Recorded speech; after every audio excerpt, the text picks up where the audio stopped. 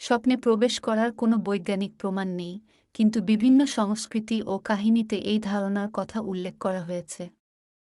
কিছু সাধারণ পদ্ধতি যা মানুষ বিশ্বাস করে স্বপ্নের নিয়ন্ত্রণ বা স্বপ্নের মধ্যে প্রবেশের জন্য প্রয়োগ করতে পারে, তা হল: ১.